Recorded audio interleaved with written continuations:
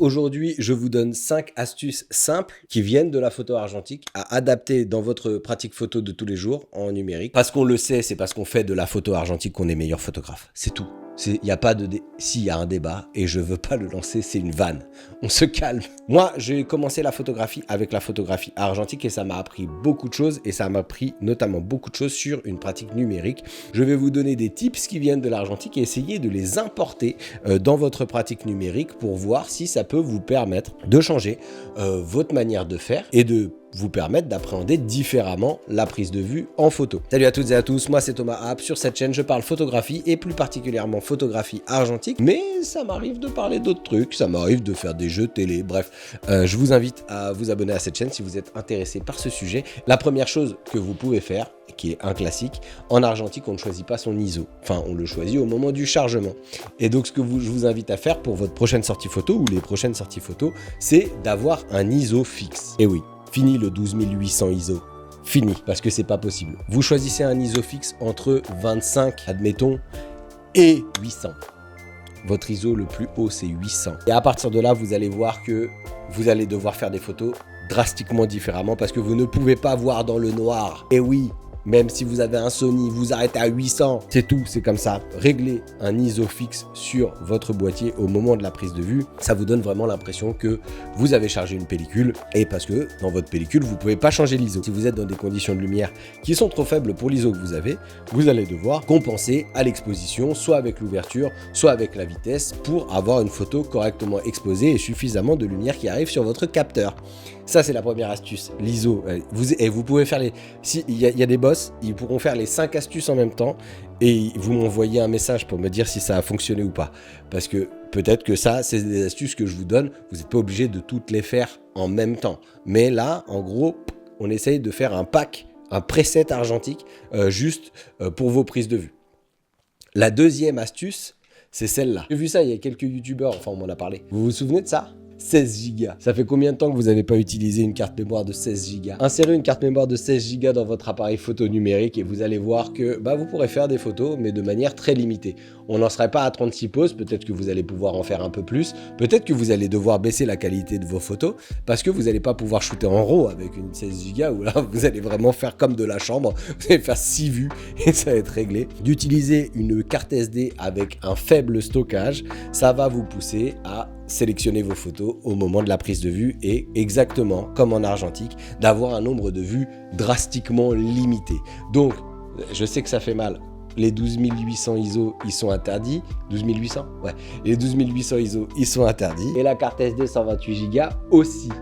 Donc, vous allez être obligé vraiment de bosser. Ça, c'est les deux faciles. Non, ça, c'est les deux plus durs. Ça fait partie des deux plus durs parce que après, tout ce qui vient après, c'est plutôt simple. Quoique, peut-être.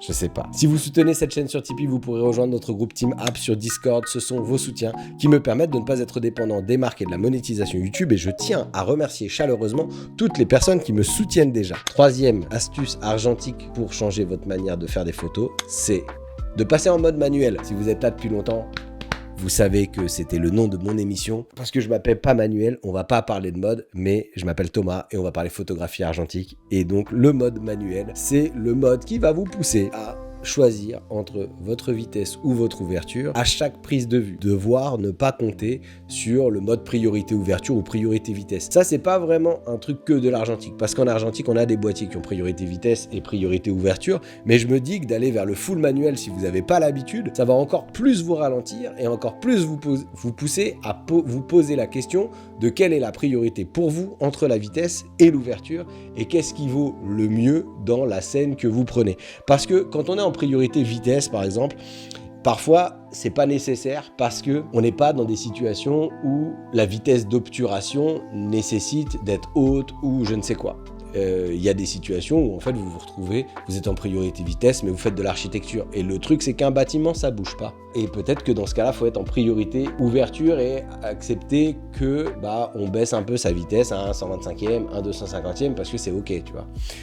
Déjà les boîtiers à un 4 millième, je vous regarde de travers mais essayez de pas aller au-delà de un 2 millième. Sur certains boîtiers argentiques on peut pas aller au-delà d'un 500e de seconde. Déjà même le choix dans le mode manuel en numérique vous avez un tout petit peu plus de marge que certains boîtiers argentiques. La quatrième astuce, c'est de passer, et c'est toujours une histoire de manuel, hein, mais c'est de passer en mise au point manuel. On oublie l'autofocus.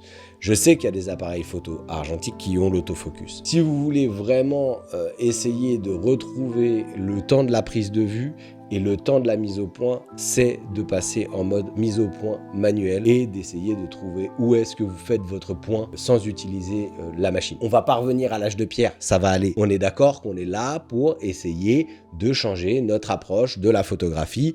De ce fait, ce sont comme des petits exercices. Vous n'êtes pas obligé d'adhérer à tout, vous n'êtes pas obligé d'être d'accord avec moi. Moi, je donne des astuces, après vous en faites ce que vous voulez. La dernière astuce, la cinquième astuce et dernière astuce, c'est de faire le choix, avant même de faire des photos, de la couleur ou du noir et blanc. On n'oublie pas l'édition, parce que vous allez devoir éditer de toute façon, mais déjà essayez de vous mettre soit dans un mode noir et blanc ou dans un mode couleur, le mode habituel quoi, de vous y tenir.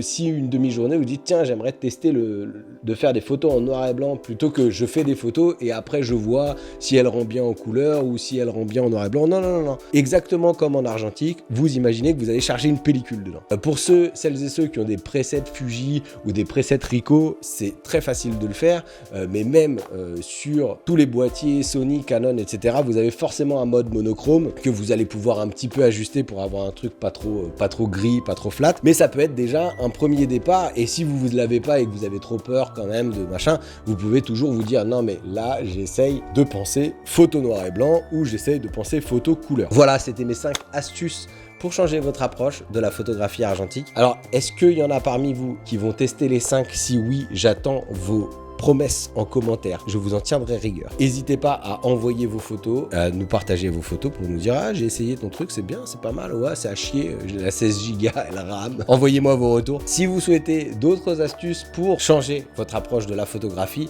j'ai cette vidéo que j'ai tournée il n'y a pas très longtemps parce que c'est dans le même décor et que je suis pas chez moi actuellement. Et je vous invite à aller la regarder. D'ici la prochaine vidéo, faites encore plus de photos. Allez, ciao.